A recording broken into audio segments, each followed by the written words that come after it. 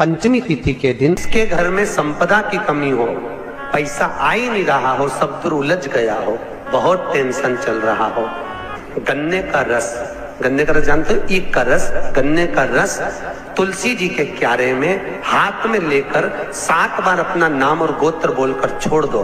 जिंदगी में 3 साल में तो करोड़पति बनकर बैठ जाओगे, कभी लक्ष्मी की कमी नहीं आ सकती।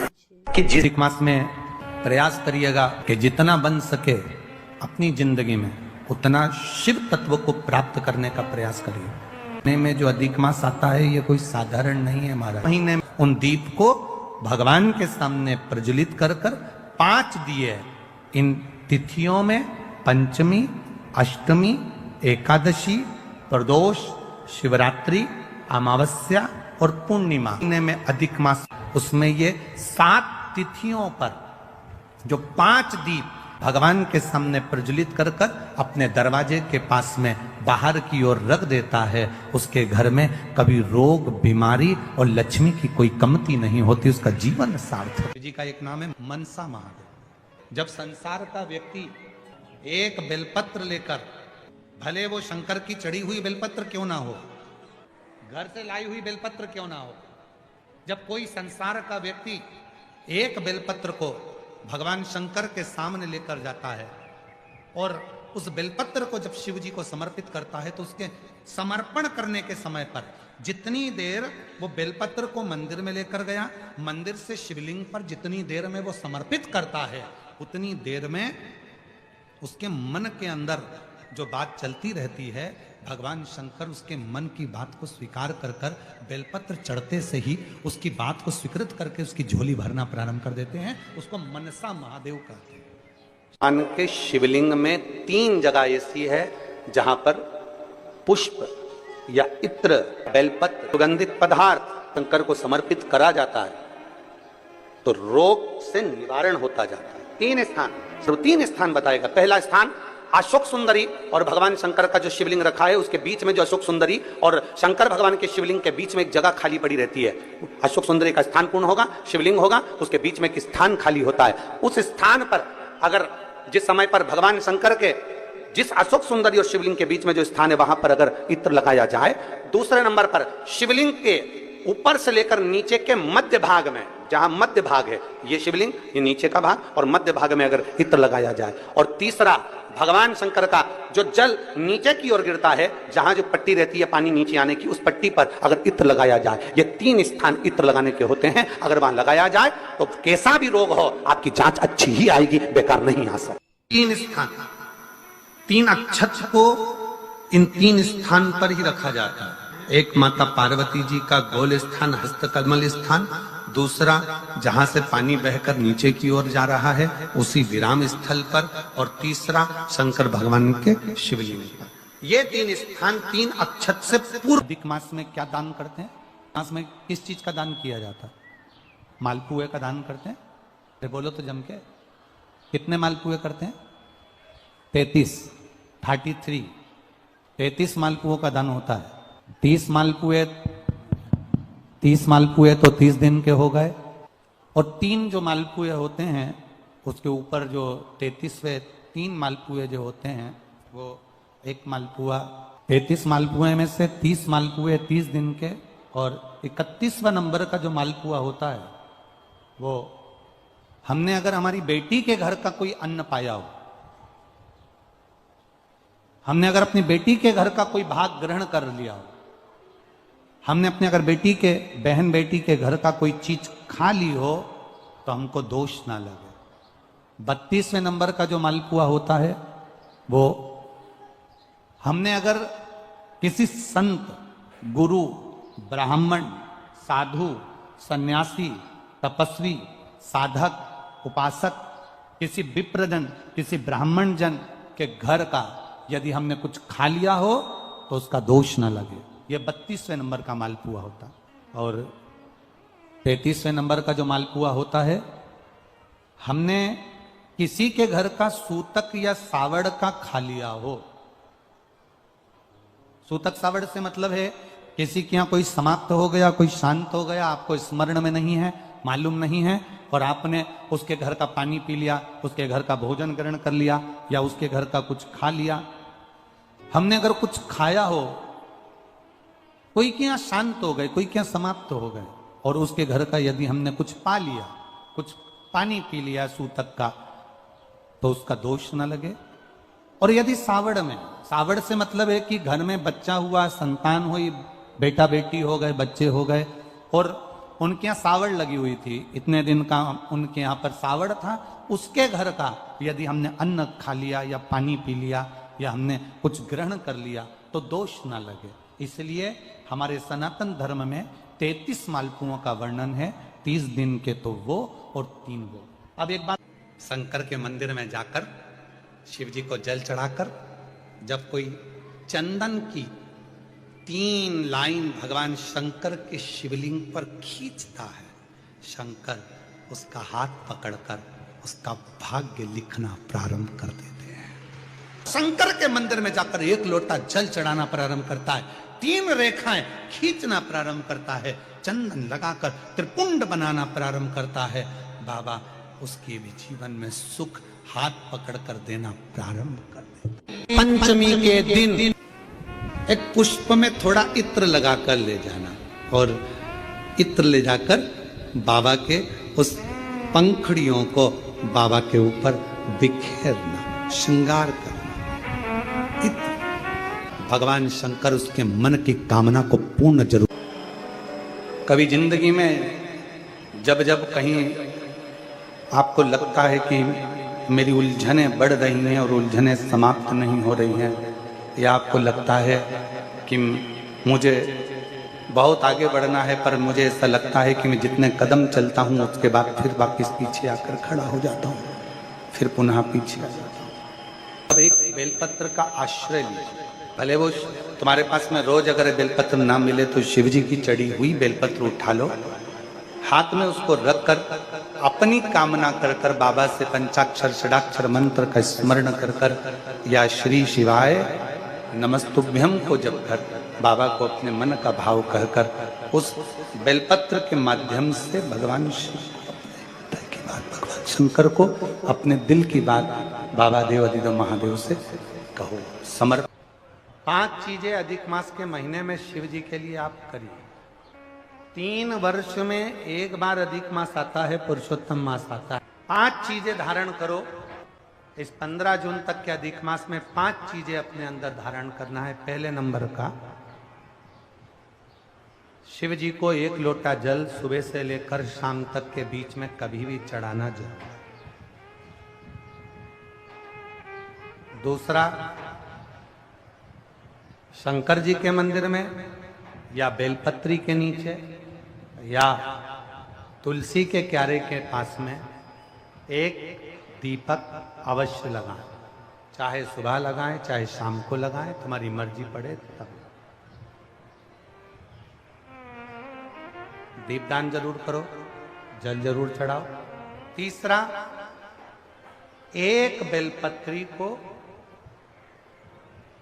रख लें और उसी बेलपत्र को पहले दिन से लेकर 17 मई से लेकर अधिक मास के पहले दिन से लेकर अधिक मास के आखिरी दिन तक 15 जून तक एक ही बेलपत्र को एक कागज में या किताब में उसको रख लें, उसको रोज शिव जी को समर्पित करें।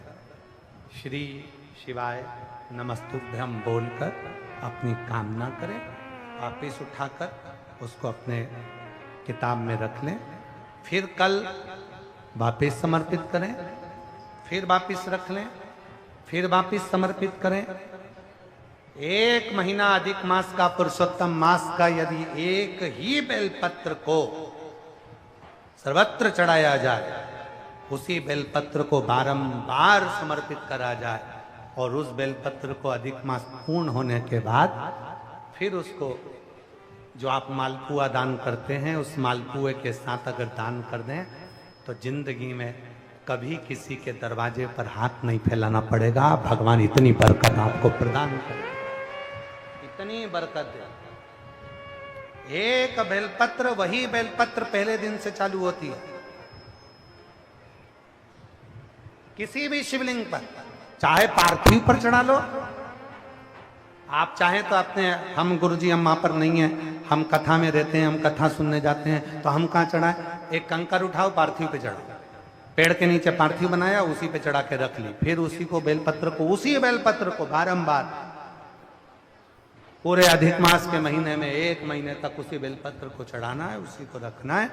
फिर आखिरी दिन जो अधिक मास पूर्ण होगा, उस दिन उस बेलपत्र को मालपुए पे रखकर शिव जी को चढ़ाकर लेके आना पहले, फिर मालपुए पे रखना, और उसको रखकर फिर भगवान उस मालपुए को तुम दान, मालपुआ दान नहीं कर सकते तो तुम बतासे दान कर दो, पर मीठे के साथ उस बेलपत्र को दान किया जाए। बतासा है, मिठाई है, कोई 33 कोई भी सामग्री 33 जो मीठी हो वो रखकर आप दे सकते। कभी किसी के दरवाजे पर कितनी भी मुसीबत आ जाए, कितना भी दुख आ जाए, कितनी भी तकलीफ आ जाए, कितना भी कष्ट आ जाए, कितना भी कष्ट आ जाए, आपको किसी के आगे हाथ नहीं फैलाना पड़ेंगे। लक्ष्मी की व्यवस्था स्वयं मेरा कुबेरेश्वर महादेव, मेरा महाकाल राजा, मेरा विश्वनाथ स्वयं एक बेल वही चलना। 5 चीजें करना है आपको।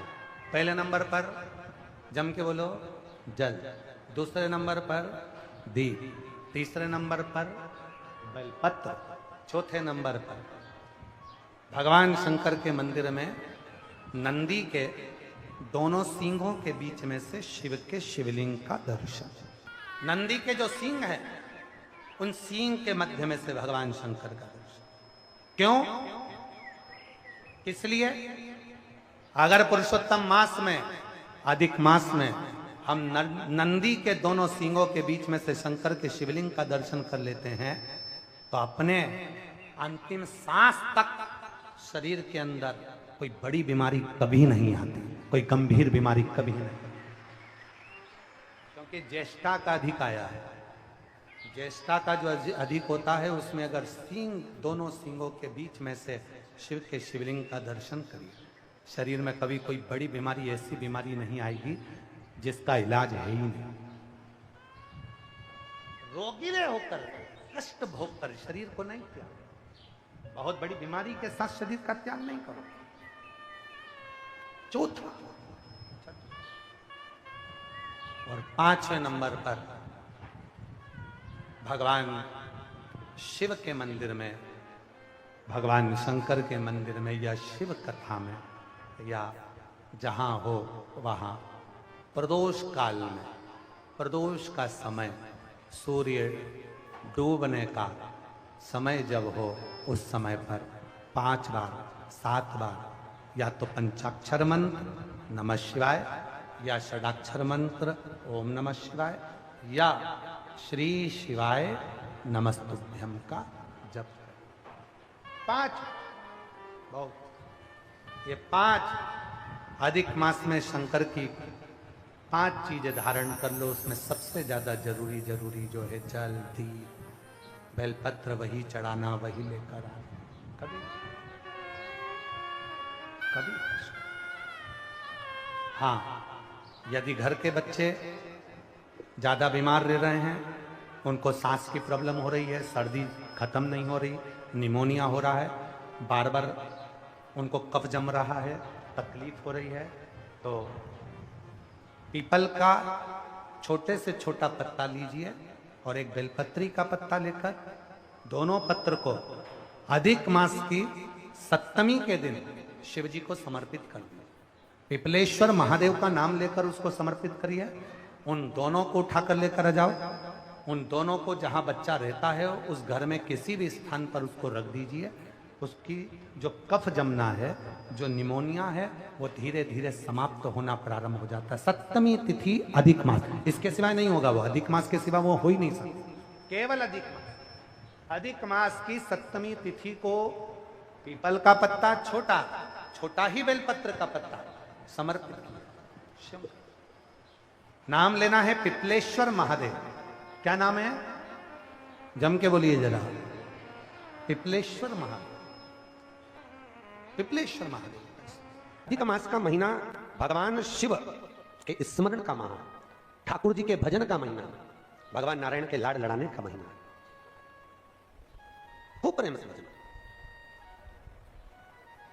जितना भजन कर सकते हो उतना, और काउंट कर नहीं कि कितना भजन करा है। कई लोग हाथ में वो बटन दबाते रहते हैं, राम राम राम राम। काउंट नहीं करना है, कर लो जितना कर सकते हो। अधिक मास के महीने में जितना पुण्य कमा सकते हो कमा। अधिक मास का महीना, कालदर्शी मेरा नारायण भीख मांगने पहुंच गया, कौन सा दान कर दिया। मास में 33 मालपुए में से 26वें मालपुए पर अगर वैजंती माला का दान कर दिया जाए तो वो माला की प्रबलता से घुटने और कमर का दर्द शांत हो जाता है, समाप्त। और वैजंती माला का इतना क्रम है साहब कि घर में ठाकुर जी को बिना वैजंती माला के कभी नहीं रखना। क्यों?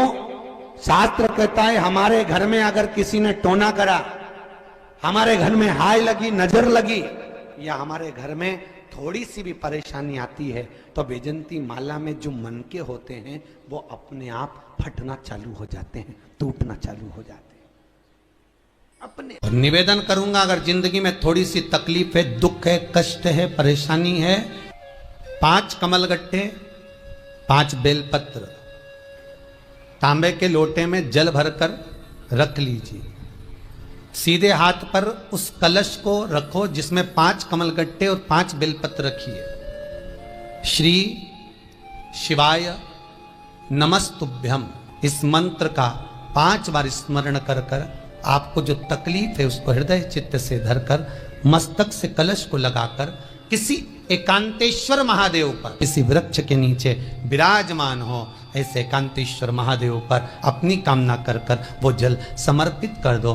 1 बेलपत्र, 1 कमलगट्टा उठाकर अपने घर पर लेकर आ जाओ। जो तकलीफ बहुत ज्यादा हो रही है 5 दिन में आपको मालूम पड़ जाएगा, 5 दिन में अंतर आ जाएगा। अधिक मास में, ज्येष्ठा महीने में कभी मौका लगे अपने जीवन में और तुम्हें लगे कि मेरे जीवन में दुख समाप्त ही नहीं हो रहा, मेरे दुख जा ही नहीं रहा, तो 5 बेलपत्र, 1 बेलपत्र जिसकी डंडी का भाग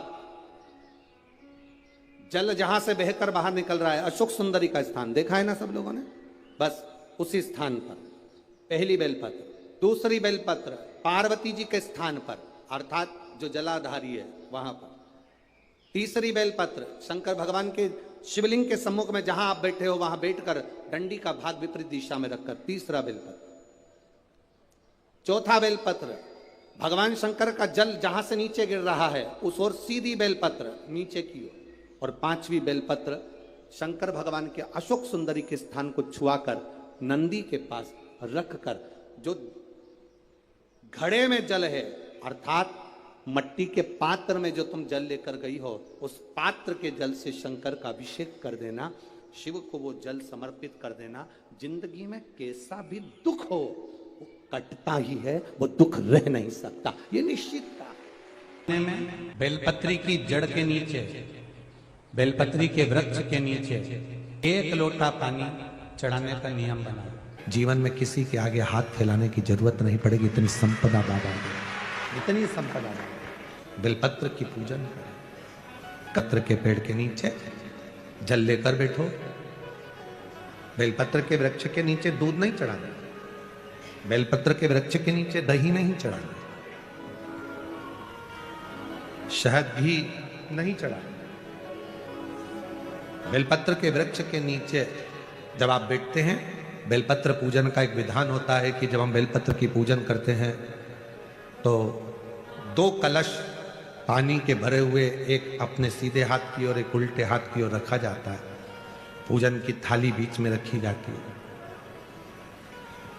2 बत्ती का, लंबी बत्ती का, 2 बत्ती लंबी घी की जलाई जाती है। लंबी बत्ती बेलपत्र के वृक्ष के नीचे 2 बत्ती लंबी जोड़ा बनाकर उसको जलाया जाता है। फिर दोनों हाथ में कलश में जल है, बेलपत्र के वृक्ष के नीचे दोनों हाथों का जल धीरे धीरे शिव जी का स्मरण कर कर, नारायण लक्ष्मी का स्मरण कर कर, माँ आदिशक्ति गौरा का स्मरण कर कर, रिद्धि सिद्धि गणेश का स्मरण कर कर उसको चढ़ाओ। प्रार्थना करो, विनय करो, मेरे जीवन में बहुत कष्ट है, उसको मिटाना है आपको। शिव आपसे प्रसन्न होते हैं, वैसे मेरी जिंदगी भी प्रसन्न करना है आपको। जल चढ़ाकर दोनों पात्रों का थोड़ा थोड़ा जल कलश में बचा लेना है, पूरा पात्र खाली नहीं करना है, दोनों को वापस रखना है। और थोड़ी सी हल्दी पिसी हुई शिव जी के उस बेलपत्र पर लगाएं, थोड़ा कुंकुम वो भी बेलपत्र पर लगाएं। 7 दाने अक्षत के, केवल 7 दाने अक्षत के बेलपत्र को छुआकर अपनी थाली में रख लें। घर पर जब जाएं तो वो 7 दाने अक्षत के और बेलपत्र के वृक्ष में जो चढ़ा हुआ थोड़ा सा जल बचाकर लाए हो, वो घर में छींट कर 7 दाने पूरे घर में डालना प्रारंभ करें। महीने में, 2 महीने में, 3 महीने में एक बार करिए। जीवन में किसी के आगे हाथ फैलाने की जरूरत नहीं पड़ेगी, इतनी संपदा बाबा की संपदा। बेलपत्र की महत्वता को लोग जानते नहीं है। एक प्रदोष की महत्वता, एक बेलपत्र की महत्वता। बहुत चिंता व्याप रही है, बहुत चिंता में ग्रसित हो। हल्दी का लेपन जलाधारी पर करिए। थोड़े दिन बाबा की जो जलाधारी है, इस जलाधारी पर हल्दी का थोड़ा सा लेपन करिए। हल्दी और हल्दी का लेपन कर कर जिस पात्र से शिव जी को जल चढ़ाओगी, उसी पात्र पर अपनी 3 उंगलियों का स्पर्श हल्दी का कर कर फिर बाबा को कुंदकेश्वर महादेव के नाम से जल चढ़ाना प्रारंभ करें। जो हल्दी का लेपन आपने जलाधारी पर करा है, उसी जलाधारी की 1 उंगली कलश पर लगाकर लेकर आओ। घर के अंदर जब प्रवेश करो या व्यापार में प्रवेश करो, तो जो कलश पर हल्दी लगाकर लाए हो, वही दरवाजे के ऊपर थोड़ी सी मात्रा में कुंदकेश्वर महादेव के नाम से लगाना प्रारंभ कर दो। कैसी भी चिंता हो, 7 से 8 दिन में वो चिंता समाप्त होगी ही हो, टेंशन खत्म होगा ही। कौन से महादेव का नाम लेना है? जम के बोलो जरा, आवाज आना चाहिए। कुंदकेश्वर महादेव। कई लोगों की आदत रहती है, पहले जल चढ़ाने से पहले शंकर भगवान के शिवलिंग पर अगर बेलपत्र रखी है तो उसको हटा देते हैं। शिव महापुराण की कथा कर रही है, अगर शिवलिंग के ऊपर बेलपत्र चढ़ी हुई है, चढ़े रहने दो। फूल है, आप उसको हटा सकते हो, मना नहीं। शिव जी का अभिषेक करने से पहले, भगवान शंकर को जल चढ़ाने से पहले, जब आप घर में कोई अनुष्ठान कर रहे हो, शिव जी का अभिषेक कर रहे हो, शंकर भगवान का कोई साधना कर रहे हो, शिव अभिषेक कर रहे हो, तो सबसे पहले शिवलिंग पर एक बेलपत्र का होना जरूरी है, फिर जल चढ़ाओ। आपके पास, हमारे पास इतनी जो शास्त्रों में वर्णन किया गया, गंगा, यमुना, सरस्वती, कावेरी, मंदाकिनी, क्षिप्रा, नर्मदा आदि की जितनी भी पवित्र नदियां हैं, सरयू आदि की जितनी पवित्र नदियां हैं, इतनी नदियों का, इतने सरोवर का, इतने कुंड का जल हमारे पास नहीं है। हमारे पास इतना जल नहीं है। बिना प्रैक्टिकल के मत रहना। में लगे 15 दिन हो गए, घर में आवक नहीं है, परेशानी चल रही है। अपने ही घर में जो भी पौधा हो, उस पौधे की मिट्टी को थोड़ा सा उठाओ, पार्थिव शिवलिंग बनाओ, उस पे जल चढ़ाओ, पूजन करो, दीप लगाकर प्रार्थना कर कर उसी का थोड़ा सा जल अपने दरवाजे पर लगाओ और बाद में पार्थिव शिवलिंग को वहीं पर उसी गमले में ही विसर्जन कर दो। 15 दिन तक लगातार प्रदोष काल में कर देखिए, मेरा शिव ऐसी करुणा करेगा, 15 दिन के अंदर ही आपको खुशियां मालूम पड़ेगी। बेलपत्री की मध्य पत्ती पर, बेलपत्री की बीच की पत्ती पर लगाया हुआ चंदन और पत्ती के 3 पत्तियों का जहां पर मिलन हुआ है, उस जगह पर लगाया हुआ शहद शिव को जब चढ़ाया जाता है तो वो भाग्य की बेकार रेखा को भी बदल देता है। वो साधारण नहीं है। किसी देवी मंदिर में दर्शन करने के लिए गए, उन्होंने हनुमान जी का सिंदूर लिया, तुम्हारे मस्तक पर लगा दिया। अब मस्तक पर आपने अगर सिंदूर लगाया है और हनुमान जी महाराज का या देवी जी का या भगवान का सिंदूर आपके मस्तक पर लग गया है, तो वो सिंदूर कम से कम, शास्त्र कहता है 2.5 घंटे तक आपके मस्तक पर रहना चाहिए। कितने घंटे तक रहना चाहिए? जम के बोलो जरा। 2.5 घंटे तक रहना चाहिए। कारण क्या है? भगवान के चरण का अगर कोई कुंकू या सिंदूर हमारे मस्तक पर लगाया गया है, वो 2.5 घंटे तक रहे।